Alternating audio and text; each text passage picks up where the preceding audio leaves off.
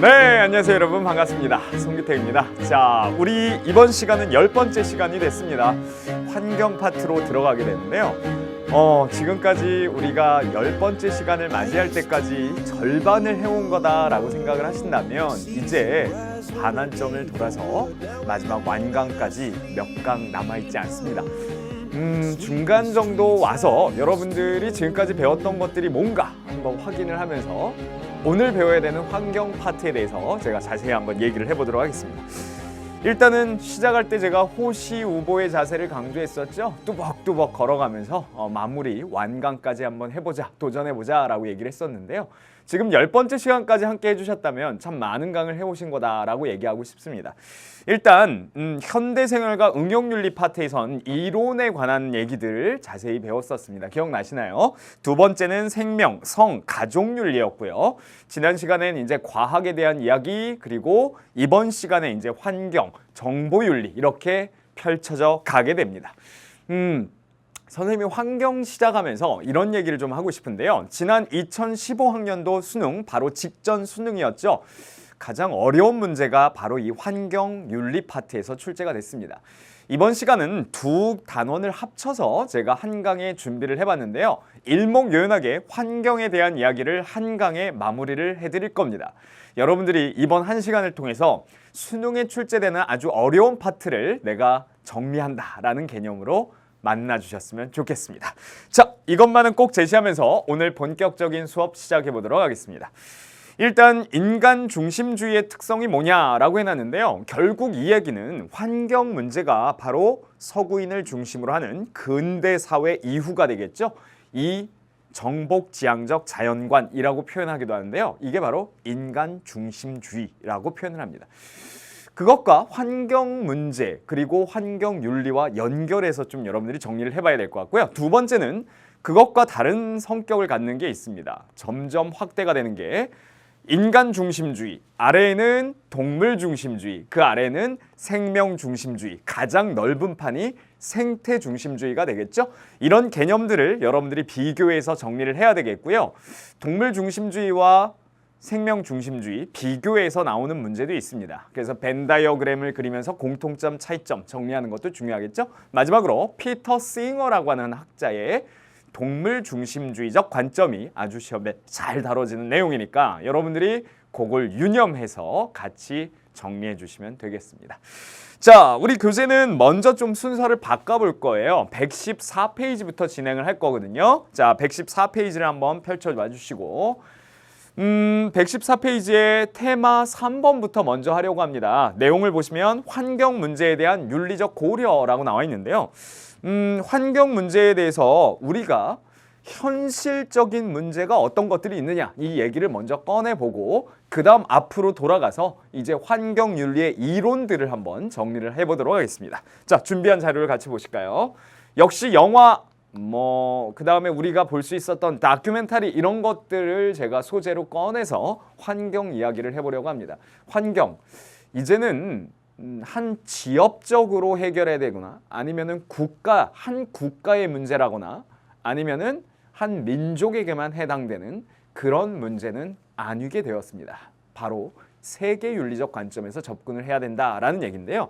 지금 나오는 영화들을 보면요. 첫 번째 영화는 코아니스카시라는 영화입니다. 이게 이 원주민들 말로 잘못된 자연 상태, 불편한 자연 상태 뭐 이런 것들을 의미하는데요. 이 코아니스카시라는 이 인디언들 원주민들의 이 말을 통해서도 뭔가 지금 불편한 진실의 상태인 것 같아요. 환경 문제가. 자, 그 다음 영화가 바로 불편한 진실이라는 영화가 나와 있고요. 지구라는 영화도 있습니다. 얼마 전에 나왔던 그 다큐멘터리인데요. 남극의 눈물, 예전에 북극의 눈물도 있었죠. 2012년에 방영이 됐었는데요. 거기에 지구별 여행자라고 이 유시화 씨의 그 수필집 제목하고도 동일한데 우리는 지구별의 여행자에 불과한 것이다 라는 얘기가 쭉 나왔었습니다. 지구가 멈추는 날이란 영화도 있었고요. 자, 여러분들 환경 문제에 관해서 영화나 다큐멘터리로 우리가 접할 수 있는 부분들 보면서 과연 114페이지에 나오는 얘기처럼 우리가 심각하게 현실적인 환경 문제를 우리가 진단하는 그런 시간을 가져보도록 하겠습니다.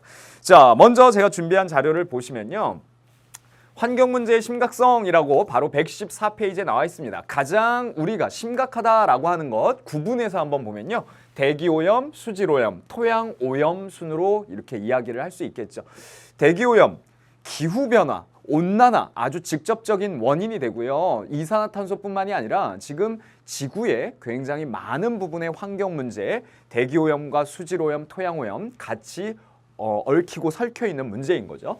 지구의 자정 능력이 초과되었다라고 표현을 지금 하고 있는데요. 자정 능력은 우리 교재에 나와 있는 것처럼 스스로 균형을 맞추고 자연이 자정을 할 수 있는 능력입니다. 자정이 뭡니까? 스스로 깨끗하게 만들 수 있는 능력이죠. 이것은 복원력과 균형력을 얘기를 하는데요. 자연이 오염이 되더라도 어느 정도는 스스로가 그걸 깨끗하게 만들 수 있는 복원력과 균형력을 갖고 있는데 그것이 이제는 한계에 도달한 것 같다라는 증거 자료들이 많이 보이고 있다는 거예요. 그것이 우리의 지금 오염, 환경 문제의 실태다라는 얘기를 하고 있는 거죠. 두 번째, 기후변화에 대한 문제인데요. 종의 멸종, 홍수, 가뭄, 해수면의 상승, 해수면의 상승 문제 때문에 이어지는 게 바로 환경 난민입니다. environmental refugees라고 이렇게 표현을 하는데요. 실제로 환경 난민이 무엇일까? 이것은 제가 준비한 자료를 보시면 이해가 될 것 같아요. 먼저 다음 내용을 제가 얘기를 하고 다시 앞으로 돌아오도록 하겠습니다. 보시죠. 자, 이게 바로 우리가 환경 난민이라고 할 때 예를 들어가지고 표현을 하는 겁니다. 원래는 남태평양의 지상 낙원이다라고 이름을 별칭을 갖고 있었는데요. 투발루라는 섬이에요.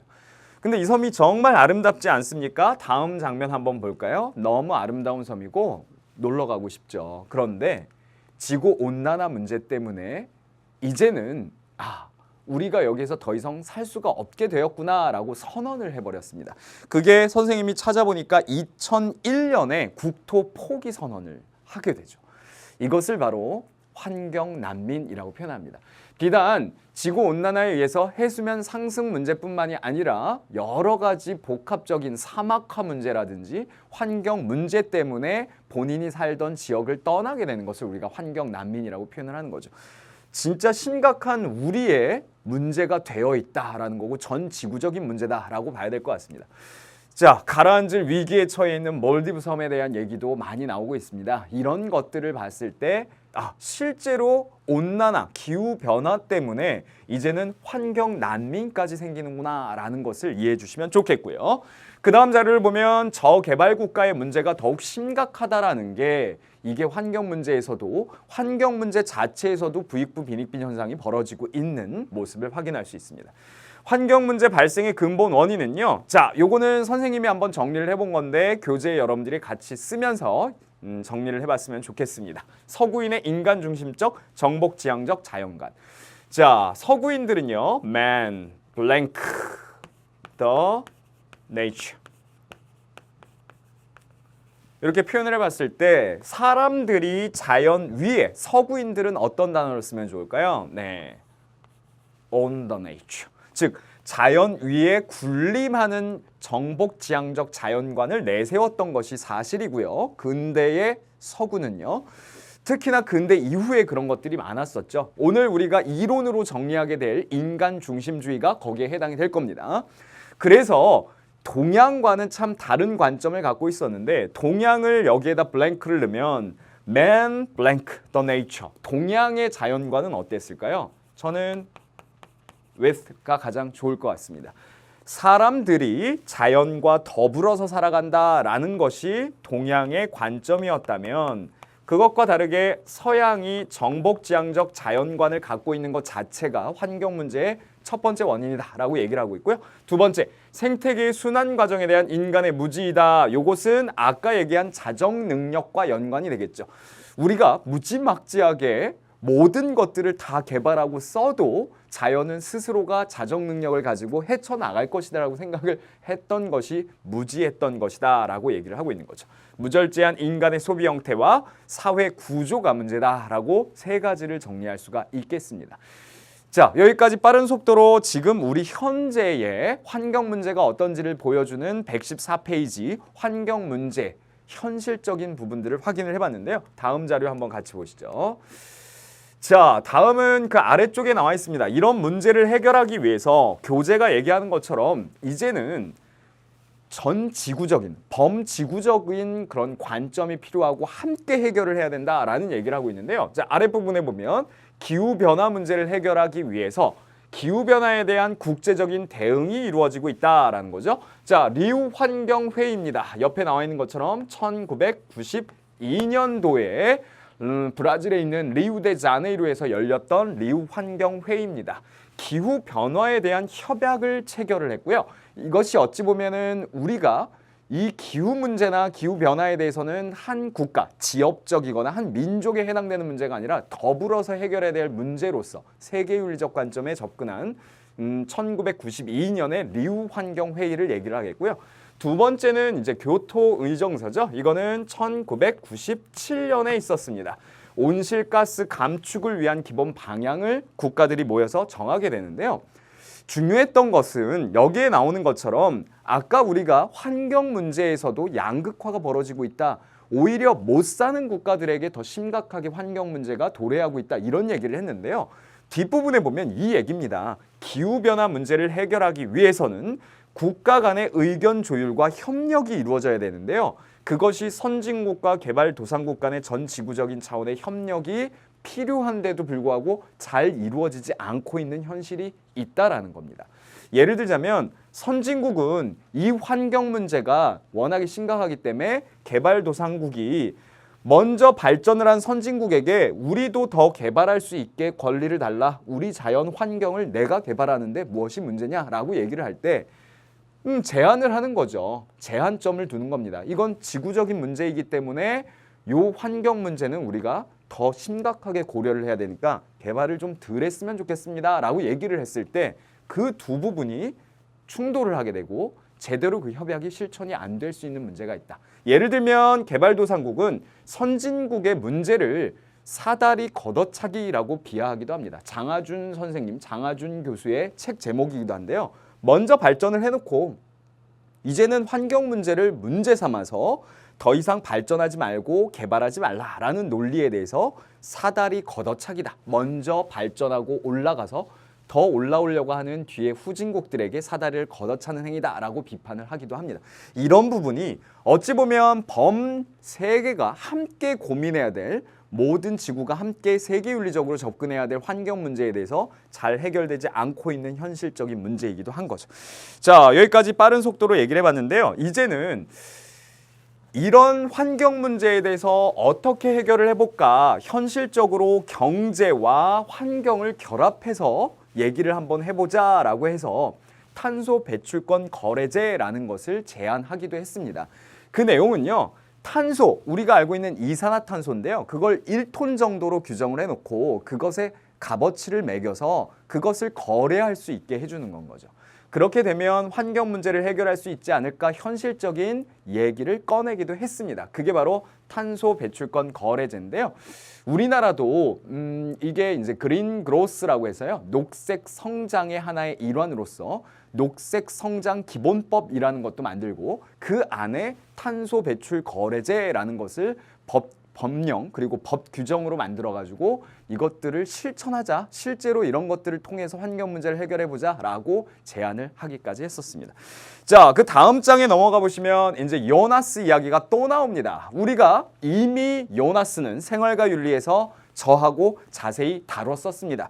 자, 보시면 4강과 9강에서 자세히 다뤘었는데요. 4강에서는 요나스의 책임 윤리를 우리가 현대적인 관점에서의 윤리, 생활과 윤리에 나오는 이 문제들이죠. 그 문제를 어떻게 접근해야 되는지 현대적인 관점의 대표적인 책임 윤리, 책임의 원칙이라는 책의 저자 한스 요나스를 얘기했었고요. 그 다음 9강에서는 우리가 과학 문제를 얘기할 때 역시 요나스의 관점을 가지고 과학 문제를 어떻게 해결할 것이냐라는 요나스의 책의 내용을 우리가 접근을 했었죠. 이미 자세히 설명을 드렸었는데요. 이 환경 파트에서는 요나스가 얘기하는 다음에 나오는 글, 바로 미래 세대를 향해서 환경을 접근해야 된다. 인간 중심주의에서 탈피해야 된다. 이 내용을 여러분들이 정리하시면 되겠습니다. 자, 116페이지에 나와 있는데요. 책임윤리 관점에서 봤을 때 요나스는 인류가 존재해야 한다는 당위적 요청을 근거로 인류 존속에 대한 현 세대의 책임을 강조하였다. 이 책임은 바로 현 세대가 갖고 있는 책임인데 누구를 향해서? 바로 미래 세대를 향해서. 그래서 두 가지의 관점이 나오는 거죠. 미래 세대를 향해서 환경의 문제를 심각하게 고려해야 돼서, 즉 인간 중심주의에서 탈피해라. 미래 세대까지 내다보려면.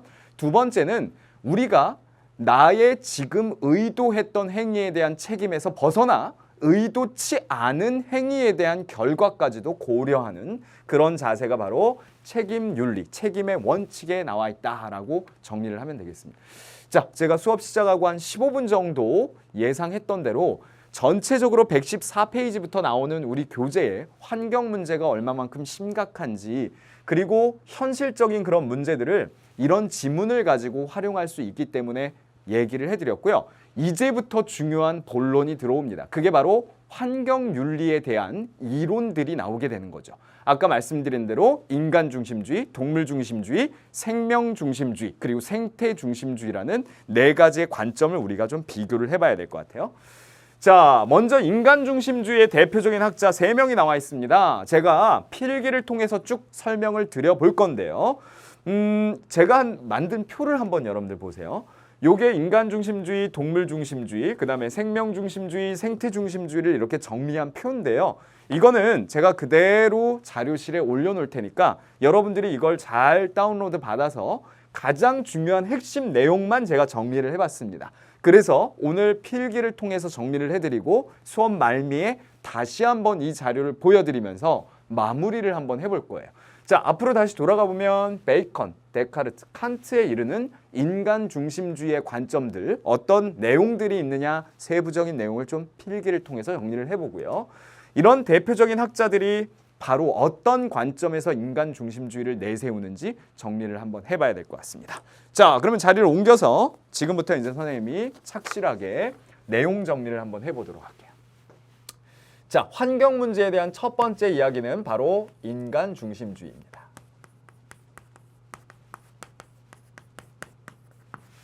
자, 전체적으로 한번 쭉 써보고 비교를 한번 해볼 텐데요. 각각 어떠한 관점의 차이가 있느냐, 그 부분을 여러분들이 비교해서 정리하는 게 중요한 포인트겠습니다.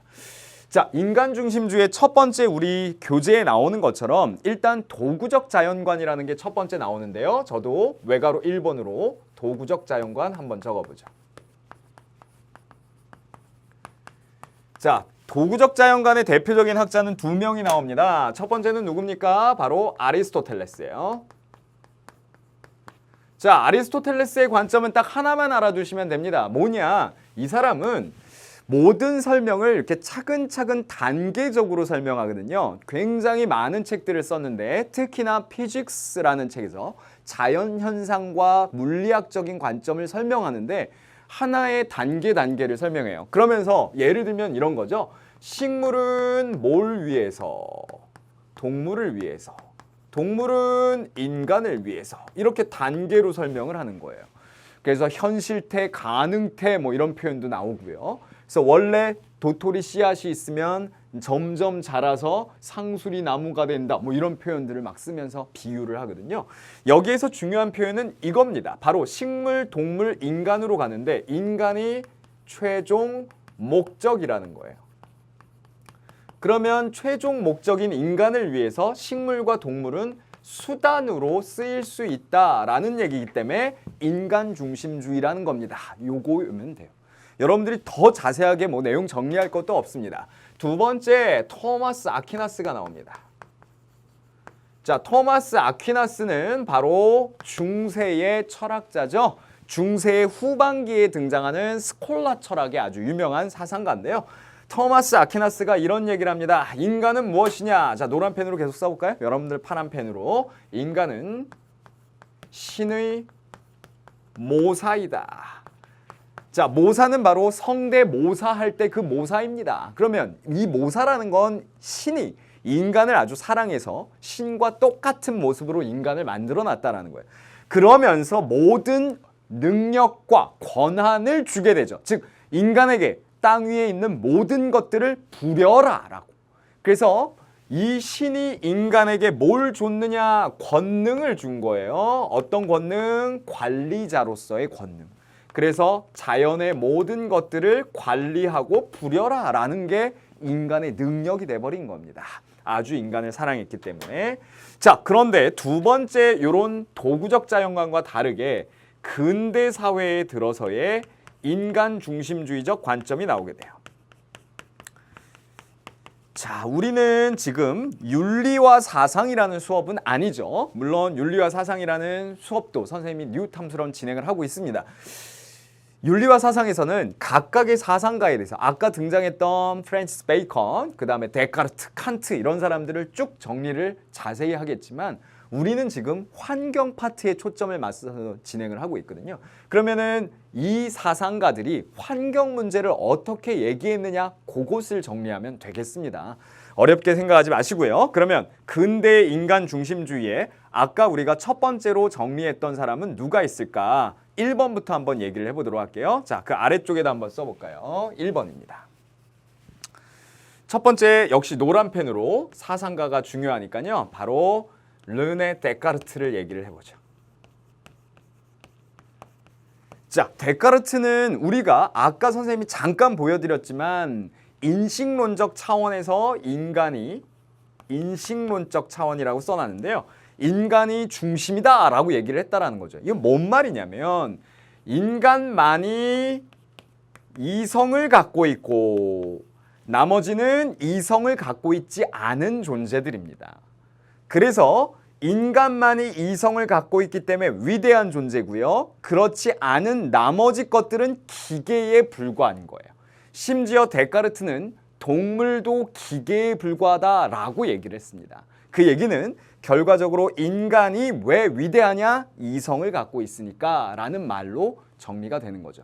그래서 데카르트 하면 나머지 모든 것들은 기계처럼 이해를 할 수 있고 인간만이 예외다라고 얘기했으니까 기계론적 세계관을 중심으로 얘기를 써먹을 수 있겠죠. 자, 인식론적 관점이라는 건 이거예요. 인간이 인식을 할 수 있는 이성을 갖고 있기 때문에 위대하고 중심이다라는 말이죠. 그 정도 정리하시면 되겠고요. 두 번째는 프랜시스 베이컨입니다. 자, 물론 베이컨이 더 먼저 세대의 사람입니다. 데카르트보단. 그러나 지금 근대의 사상가로서 두 번째 베이컨을 쓴 것은요. 인식론적 관점이 아니라 베이컨 같은 경우에는 행위론적 관점에 초점을 맞추고 있다. 행위론적 관점이라는 건 뭐냐? 인간이 역시 행위를 할 수 있는 유일한 주체이고 인간은 위대하다라는 말인데요. 인간을 어떻게 봤기 때문에 환경 문제에 인간이 위대하고 중심이다라고 본 것이냐면 바로 아는 것이 힘이다라는 문장이죠. 자, 이 아는 것이 힘이다라는 것에는 아주 많은 속뜻이 담겨 있습니다. 아는 것이 힘이다에 아는 것은 뭘 아는 것일까요? 너에 대해서 아는 것? 나 자신에 대해서 아는 것? 세계에 대해서 아는 것? 자, 아는 것의 대상은 뭘 얘기하는 거냐? 바로 대자연을 아는 겁니다. 대자연을 아는 것은 이용하고 드디어 정복한다라는 말로 정리가 되죠. 즉, 대자연을 이용하고 이용하는 데서 끝나는 게 아니라 정복해야 될 대상으로 이해하면서 우리에게 유용한 힘이 되는 지식이 참된 철학의 길이다라고 얘기한 것은 결국 아는 것이 힘이다라는 말 속에는 근대의 인간 중심주의적 자연관이 그대로 담겨 있다. 그래서 생명체들을 바라보는 게 이게 살아 숨쉬는 생명체로 이해한 것이 아니라 결국엔 내가 마음대로 쓸 수 있는 재료로 이해를 했다라는 거죠. 이해가 되시나요? 마지막 세 번째입니다. 자, 요게 특이해요. 바로 임마누엘 칸트입니다. 요거는 빨간 펜으로 별표를 하나 쳐야 될 것 같아요. 왜 그러느냐? 칸트는 여러분들이 몇 번 접하셨습니다. 생활과 윤리에서도 칸트는 굉장히 중요하죠. 의무론의 대가고요. 그런데 칸트 철학을 보면 굉장히 착해 보이거든요. 그리고 원칙을 중시하고 굉장히 인간을 소중하게 생각하는데 그 면면에는 생명체들도 굉장히 소중하게 여기는 것처럼 생각을 하는데 아니올시다요. 왜? 지금 인간 중심주의를 정리하고 있잖아요. 역시 근대의 사상가고요. 그러면 칸트는 어떤 측면에서 윤리학적 측면에서 인간을 중심에 놓게 된 겁니다. 그러면 인간이 어떤 존재예요? 역시 윤리적 주체인 건 거죠. 이렇게 기억을 하시면 돼요. 근데 이게 시험에 굉장히 어렵게 나오는데요. 칸트는 이렇게 얘기를 하는 겁니다. 뭐라고 하느냐? 인간은 인간에게만 직접적인 의무가 있다. 자, 이거 중요하죠. 인간은 인간에게만 직접적 의무가 있습니다. 정리가 되나요? 그러면 인간은 동물에게는 간접적 의무가 있는 거예요. 직접적인 의무는 누구만 있어요? 인간만 있어요. 왜? 인간이 윤리를 할 수 있는 주체이고 역시 이성을 갖고 있는 주체이고 위대하기 때문에 인간은 인간에게만 윤리적 행위의 주체로서 인정을 하면서 그것에 대한 직접적인 의무를 갖고 있다. 그러니까 사람을 해치는 건 굉장히 비난받아 마땅하고 처벌까지 받아야 되는 건 거죠. 특이하게 사형제도에 대해서도 나중에 사형제도 배우겠지만 칸트는 동의합니다. 내일 지구가 멸망하더라도 사형수들은 다 처리하고 지구가 멸망해야 된다. 막 이런 얘기까지 하거든요. 그래서 이 사람이 소중하게 생각하는 건 뭐냐면 원칙인데 그 원칙은 사람의 생명을 소중하게 여겨라. 어떤 것의 수단으로 써먹지 말아라 이거잖아요. 그러면 결국 인간이 모든 것의 주체인데 그러면 동물들에게는 어떻게 해야 되냐? 동물에겐 직접적인 의무는 없다. 그러니까 어쩔 수 없이 해쳐야 되는 것은 해칠 수는 있다. 그러나 간접적 의무는 있다. 이 간접적 의무는 뭐겠어요? 그것들을 통해서 자꾸 동물을 학대하고 나쁜 짓을 하는 사람은 생명체에 함부로 하는 사람은 분명히 본인의 인격에 안 좋은 영향이 있을 것이기 때문에 함부로 하지 말아라는 논리예요. 그러나 동물에 대한 직접적인 의무는 없다. 제가 왜 이걸 강조하느냐? 어려운 문제는 분명히 칸트에서 나올 거기 때문에. 다시 한번 정리합니다. 인간은 윤리행위의 주체인 인간에게만 직접적 의무를 갖고 동물에 대해선 간접적 의무를 갖는다. 그래서 칸트 역시 인간을 중심으로 얘기하니까 지금 우리가 정리했던 근대의 인간 중심주의의 사고방식을 가졌던 세 사람 그리고 도구적 자연관을 가졌던 두 사람 이 사람들이 인간 중심주의로 시험에 다뤄질 수가 있겠죠. 자, 여기까지 정리를 하셨나요? 지금 칸트가 어떤 식으로 문제에 나올 수 있을까 여러분들한테 한번 제가 보여드리도록 할 건데요. 아까 제가 봤던 자료 다시 한번 정리하면 인식론적 차원, 그 다음에 행위론적 차원, 윤리학적 차원에서 여러분들이 비교를 해서 인간 중심주의의 예들을 한번 잘 정리를 해보십시오. 자, 요 내용은 제가 표를 올려놓을 거예요. 지금 필기를 통해서 정리를 해드렸고요. 자, 넘어가서 문제를 한번 풀어보면 지금 인간 중심주의 여러분들이 정리할 수 있을 것 같습니다. 같이 한번 풀어볼까요? 자, 인간 중심주의 어떤 식의 문제가 나왔냐? 우리 교재 바로 110페이지에 나와 있는 3번 문제 준비해봤습니다. 다음 사상가의 자연관을 보기 위해서 고른 것은 동물을 잔인하게 다룬 것은 인간 자신에 대한 의무를 훨씬 더 심각하게 거스르는 것이다. 어허, 인간 자신에 대한 의무에 대해서 이야기를 하고 있는데 동물에 대한 이야기를 하고 있어요. 그러면 칸트가 떠올라야 되죠. 뭐예요? 바로 윤리학적 측면에서 인간 중심주의. 그러나 인간 중심주의라는 걸 놓치지 마셔야 됩니다. 그래서 인간은 이러한 것을 삼가해야 할 의무를 지니고 있다. 왜냐하면 인간은 인간의 고통이라는 고유한 감정을 무디게 하며 이 고통이라는 것을 계속 보면서 함부로 대하게 되면 감정이 무뎌져서 여기에서의 감정은 도덕적 감수성 이런 것들이 되겠죠. 사람 간의 관계의 도덕성에 이바지할 수 있는 자연적인 소질을 약화시키고 점차 그 소질을 제거하기 때문이다. 이 이야기는요. 동물에 대한 직접적인 의무는 없지만 동물을 함부로 대하게 되면 결국 나의 도덕적 감수성에도 영향을 주게 되고 그것은 나의 인격을 더럽히는 일이 될 것이다 라는 거예요. 그러니까 동물을 함부로 하지 말아라 라는 얘기가 되겠죠.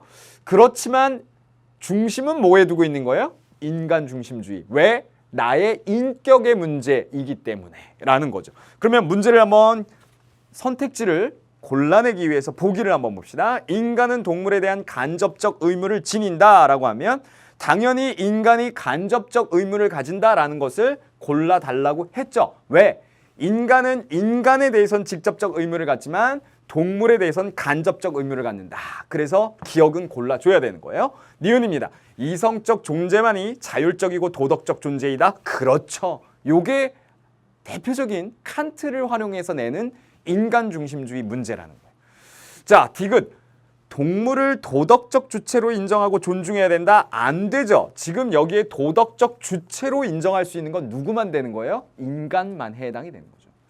동물을 도덕적 주체로 인정하라라는 칸트는 얘기하지 않았습니다. 자, 자연은 그 자체로 도덕적으로 존중받아야 할 만한 가치를 가진다. 이것은 자연 자체에 대해서 가치를 인정하는 거잖아요. 그러니까 칸트와 같은 인간 중심주의적 관점으로 보기에는 어렵겠죠. 오히려 자연 자체를 생태라고 이해를 한다면 생태 중심주의처럼 광범위하게 환경 문제에 대해서 자연을 소중하게 생각하는 관점으로 봐야 되겠죠. 그래서 정답은 기억 니은 1번 문제를 여러분들이 골라내시면 되겠습니다. 다음 사상가는 바로 동물 중심주의로 우리가 넘어가야 될 것 같은데요. 동물 중심주의 대표적인 학자는 바로 두 사람입니다. 자, 이 두 사람을 잘 여러분들이 기억을 하십시오. 이거 사진 찾기도 어려워요. 근데 선생님이 열심히 이거 수업할 때마다 막 사진들을 찾아가지고 갖고 옵니다.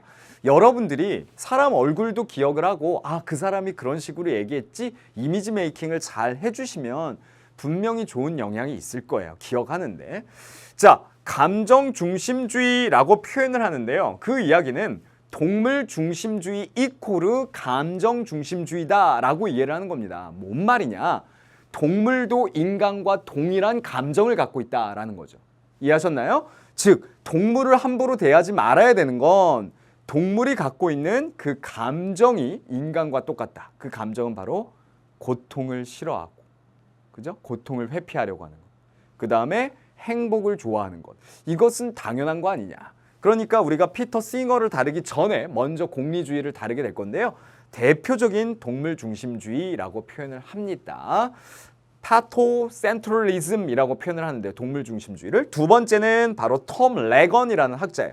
동물 권리 옹호론이라는 입장을 취하고 있는데요. 이 사람은 독특하게 공리주의적인 관점이 아니라 의무론적 관점에서 동물의 생명을 소중히 여길 것을 강조하고 있습니다. 두 사람을 비교해서 정리를 해야 되겠는데요. 제가 역시 필기를 통해서 좀 정리해드리면 이해가 빠르실 것 같아서 요거 제가 지우지 않고 그 옆칸 옮겨가면서 적을 거예요. 왜냐면 끝나고 나서 전체적으로 우리가 비교를 해봐야 되거든요. 자, 그러면 두 번째 인간 중심주의에 이어서 두 번째는 동물 중심주의입니다. 자, 동물 중심주의를 아까 선생님은 감정 중심주의와 동일한 개념이다 라고 표현을 했는데요.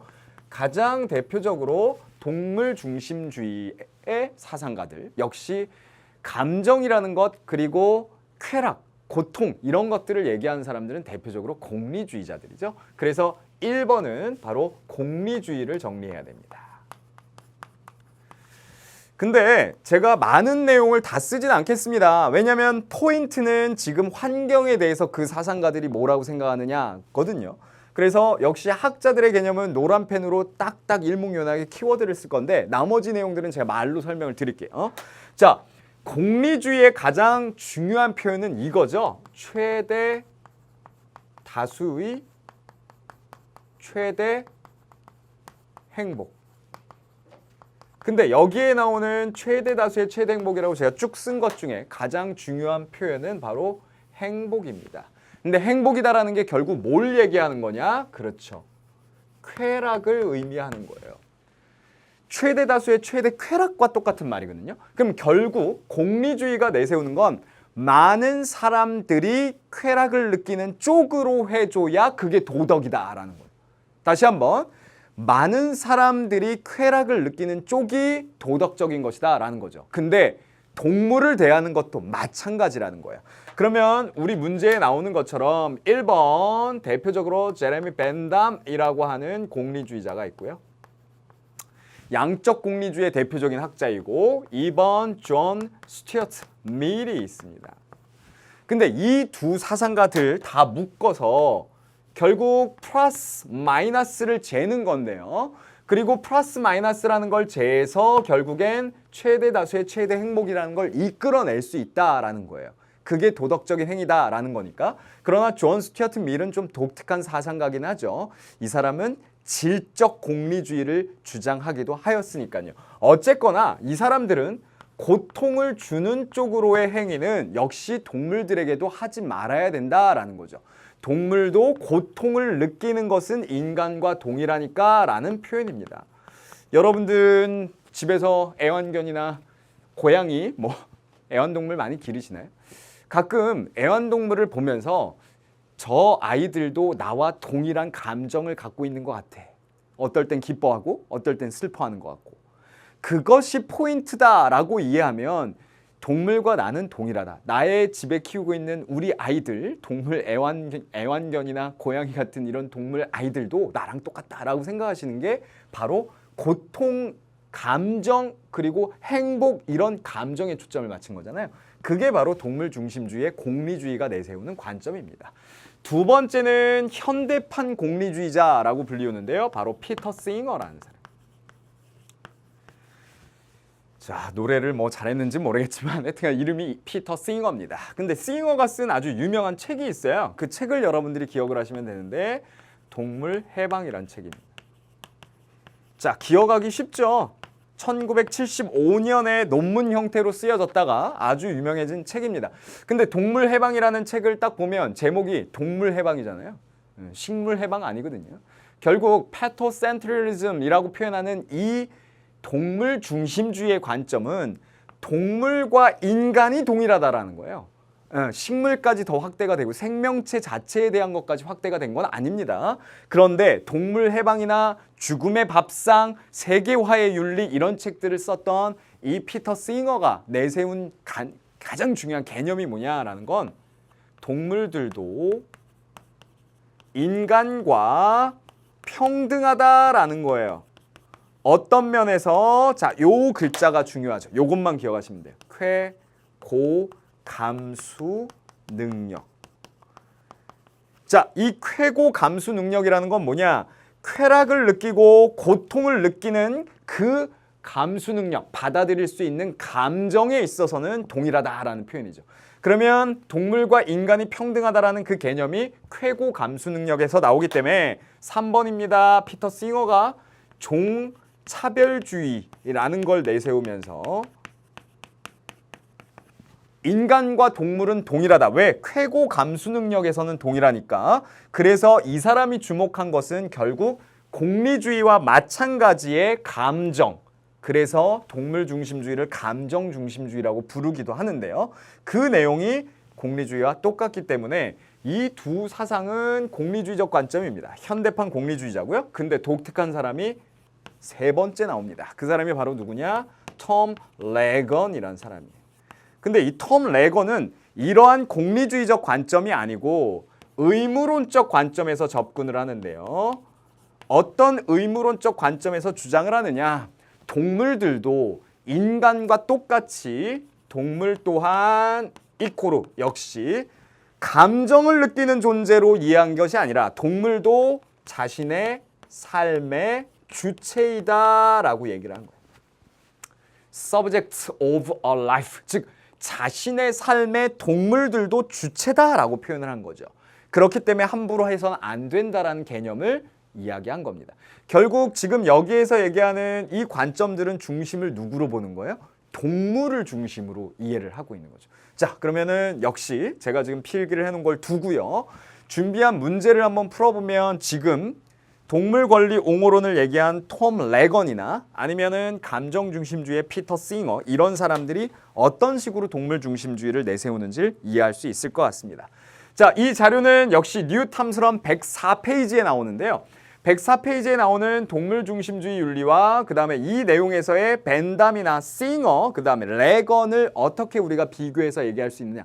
결론적으로는 동물 중심주의를 내세우고 있는 사상가들이다라고 제가 지금 정리는 해드렸습니다. 그럼 문제를 한번 풀어볼까요? 자, 이런 얘기를 하네요. 누굴까요? 아이들이 길가에 돌멩이를 발로 찼다고 해서 돌멩이의 이익 동그라미, 그 다음에 관심이 손상되는 것은 아니다. 이익이 손상되는 건 아니에요. 왜냐하면 돌멩이는 고통을 느낄 수 없기 때문이다.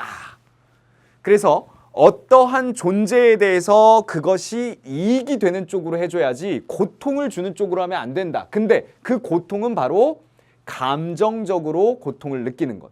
근데 돌멩이는 그런 감정을 느끼는 존재는 아니다라는 거예요. 그러니까 그 뒤의 내용을 보면 뭐가 나오겠어요? 동물은 고통을 느끼는 거에선 인간과 동일하다라는 얘기를 꺼내겠죠. 자, 뒤를 보세요. 고통과 즐거움을 느낄 수 있는 능력은 어떤 존재가 이익 관심을 갖는다라고 말할 수 있기 위한 필요 조건일 뿐만 아니라 충분 조건이다. 가장 중요한 핵심이 고통을 느끼는 것. 쾌고 감수 능력이라고 표현하네요. 예를 들어 쥐는 발에 차면 쥐 나왔어요. 이건 동물을 얘기하는 거죠. 이익에 관심을 지닌다. 왜냐하면 쥐는 발에 차인다면 고통을 느낄 수 있기 때문이다. 지금 어디까지 간 거예요? 동물까지만 간 거죠. 그죠? 돌멩이 같은 그런 무생물에 간 게 아니라 지금 동물까지만 간 겁니다. 그래서 따라서 뭐가 나와야 될까요? 정답이 그렇죠. 2번이 정답이겠네요. 쾌고 감수 능력을 지닌 동물을 도덕적으로 고려해야 된다. 즉 우리가 도덕적인 행위다. 오, 그거 참 좋은 행위네 라고 평가할 수 있는 건 동물에게까지 확장을 한 건데 동물에게까지 확장을 한 근거는 쾌고 감수 능력이다. 쾌락을 좋아하고 고통받는 걸 피하려고 하는 그 감정, 그 능력은 받아들이는 건 다 똑같다. 그걸 쾌고 감수 능력이라고 줄여서 얘기를 하죠. 자, 그 아래의 문제를 한번 여러분들 또 보세요. 110페이지 바로 아래에 있는 5번 문제입니다. 그 5번 문제를 보면 똑같은 피터 싱어와 같은 동물 중심주의 사상가가 나와 있죠. 누굽니까? 바로 벤담과 밀의 공통점이 뭐냐요? 그럼 정답이 뭐겠어요? 5번은? 그렇죠. 이 내용과 똑같은 거. 그러면 정답이 그렇죠. 고통을 느낄 수 있는 존재에 대하여 도덕적으로 고려해야 된다. 3번이 정답이 됩니다. 이런 식입니다. 그래서 여러분들이 두 번째로 나온 동물 중심주의까지 정리를 해내셨고요. 자, 그 다음 내용은 우리가 이제 확인할 수 있는 또 한 사상가들이 나오는데요. 바로 두 사람입니다. 보시죠. 자, 생명 중심주의의 대표적인 사상가가 바로 슈바이처고요. 그 다음에 생명 중심주의에 우리가 한 명 더 배울 게 바로 폴 테일러라는 사상가입니다. 그 다음에 마지막으로 생태 중심주의 하면은 알도 레오폴드라는 사상가가 나와 있죠. 그러면 옆에다 한번 옮겨가지고 역시 필기를 통해서 설명을 드려볼까요? 자, 그러면 빠른 속도로 세 번째 우리가 한번 적어보는데 이 세 번째 개념은 지금 나와 있는 동물 중심주의보다 더 확대가 된 거죠. 그걸 우리는 뭐라고 하느냐? 생명 중심주의라고 표현합니다. 자, 생명 중심주의는 두 명이 있겠고요. 마지막으로 생태 중심주의라는 게 나오네. 자, 첫 번째 생명 중심주의의 대표적인 사상가는 누굴 얘기했어요? 그렇죠. 슈바이처입니다. 이 슈바이처가 얘기하는 가장 핵심을 우리는 동그라미 1번 뭐라고 합니까? 생명체는 여기에 문제 푸는데 딱 요령이 하나가 있어요. 생명 중심주의는 모든 생명체는 이라고 얘기 자체가 생명체에 초점을 맞추고 있습니다. 그러니까 문제를 푸는데 모든 생명체는 이라고 나오면 당연히 생명 중심주의죠. 생명체가 삶의 의지를 가지고 있다. 그죠? 그래서 당연히 생명체는 모두 다 살려고 하는 의지를 갖고 있기 때문에 2번 생명 자체가 어때야 된다? 존경받아야 된다라는 거. 그래서 생명 외경 사상이다라는 것도 역시 마찬가지로 슈바이처가 생명체 자체, 그러니까 지금 동물보다 더 확대가 되었다라는 거고요. 두 번째 사상가는 폴 테일러입니다. 근데 테일러도 마찬가지로 슈바이처와 같이 생명체 자체에 대한 소중함을 강조하고 있기 때문에 동일하게 여러분들이 정리할 수 있겠고요. 거기에서 이제 한 차원 더 넘어선 것이 바로 알도 레오폴드입니다. 레오폴드는 뭘 강조하는 것이냐? 자, 책을 한 권 여러분들이 써보세요. 바로 랜드 에틱스라는 책인데요. 이 랜드 에틱스라는 책은 대지의 윤리라는 번역이잖아요. 근데 대지의 윤리라는 것 때 요 대지라는 것은 지금 생명체보다 더 확장적인 거거든요. 그러면 지구상의 대지 위에 있는 모든 존재들에 대해서 다 공동체라고 이해를 하고 있는 겁니다. 즉 이 세상의 모든 존재들이 다 균형을 맞추고 함께 조화론적으로 더불어서 살아가고 있고, 다른 말로는 뭐 전일적 공생주의라고 해요. 하나라는 거죠. 공생적 관계다. 모두 다 더불어서 살아가는 공동체이기 때문에 결국 가장 확장적인 것은 바로 생태 중심주의가 가장 확장적인 개념이다라고 볼 수 있겠죠. 자, 그러면은 보세요. 생명 중심주의. 요게 가장 아래판이면 그 위에 생명 중심주의. 그 다음에 가보면 동물 중심주의가 그 위에 판. 그 다음에 맨 위에 판 보면 인간 중심주의. 이렇게 우리가 위치를 시킬 수 있겠죠. 이게 무슨 판이라고 자꾸 얘기를 하는 거냐? 바로 하노이의 탑이라는 개념이 있는데요. 전설을 가지고 얘기를 하지만 결국 그런 탑의 모형들을 가지고 점점 아래쪽으로 확장적인 그 윤리 개념으로 가야 된다라는 것이 바로 환경윤리에서 점점점 더 넓은 범위로 가야 되는 게 옳은 방향이 아니겠느냐라고 주장을 하는 하노이의 탑이라는 개념이 있고요. 그것을 또 얘기한 사람이 피터 싱어라는 사람도 있습니다. 자, 슈바이처 우리가 공부를 했었는데 생명의 동등성과 생명의 차등성을 이야기하면서 모든 생명은 살고자 하는 의지가 있다라고 얘기를 했는데요. 결국 이거이기 때문에 생명을 아주 존중해야 되는 생명 외경 사상이 나오게 되는 것이겠죠. 그러면 문제가 어떤 식으로 나올까요? 자, 뉴탐스런 윤리와 사상 113페이지에 바로 슈바이처의 생명 외경 사상 그리고 생명 중심주의를 한번 풀어보도록 하겠습니다. 자, 인간만이 아니라 고통을 느낄 수 있는 능력을 지닌 동물도 도덕적 고려의 대상이 되어야 됩니다. 동물 중심주의를 얘기를 했더니 그 옆에 아닙니다. 모든 생명체는 이라고 얘기를 하고 있어요. 그러면 생명 중심주의겠죠? 그랬더니 아닙니다. 어떤 존재를 도덕적으로 고려한다는 말은 고통을 줄여 쾌락을 늘린다는 것입니다. 라고 했더니 이 사람은 역시 슈바이처와 같은 생명 중심주의 사상가겠죠. 그러면 어떤 대답을 통해서 동물이 아니라 생명체, 모든 생명체까지 확대되어야 된다라고 얘기를 할까요? 첫 번째, 의무론적 입장만을 고집하는 당신 주장은 현실에 적용하기 어렵습니다. 의무론적 입장만을 고집하고 있나요? 지금 오히려 공리주의적 관점에서 동물 중심주의를 얘기하고 있는 사상가였죠. 자, 2번입니다. 당신은 고통을 느끼지 못하는 존재도 도덕적 지위를 지닐 수 있음을 강조하고 있습니다. 무생물까지 포함해서. 그러니까 정답은 요게 되어야 되는 거겠죠. 자, 그 다음에 3번은요. 내용을 한번 보시면 당신은 이성적이고 자율적인 존재만이 도덕적 고려의 대상이 될 수 있다. 이성적이고 자율적인 존재만이 라고 표현하면 인간 중심으로 이해를 하는 시각일 거고요. 그 다음 4번은요. 당신은 인간과 동물을 다르게 대우하는 종차별. 아까 누가 나왔었어요? 이것은 피터 싱어가 얘기하는 동물과 인간을 동일하게 봐야 된다라는 개념을 강조하는 거고요. 자, 그 다음에 당신은 생명에 대한 불간섭만을 강조하여 인간과 자연에 분리될 수 없음. 생명에 대한 불간섭을 강조하는 것 마지막 5번인데요. 이 개념은 생명 중심주의 윤리에 대한 비판으로 쓰일 수 있는 개념이죠. 자, 여기까지 선생님이 한번 설명을 드려봤는데요. 마지막으로 여러분들이 정리를 한번 해보십시오. 요것은 108페이지에 나오는 그래도 온건한 중심주의 입장에서는 인간 중심주의와 생태 중심주의의 교집합은 존재한다라는 표현이 나와 있고요. 아까 선생님이 표 다시 한번 정리해 드리는 거 마무리로 잘 보십시오. 이제 수업 마무리 짓겠습니다.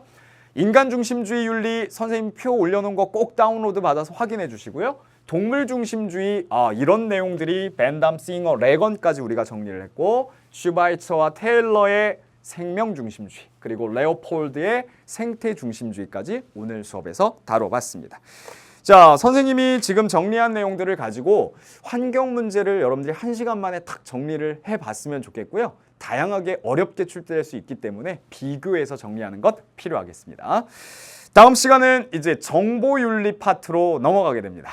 정보윤리도 시험 문제 꼭 수능에 한 문제 다뤄지거든요. 다음 시간에 저를 만나서 열심히 공부를 해주셨으면 좋겠습니다. 다음 시간에 만나요. 수고하셨습니다.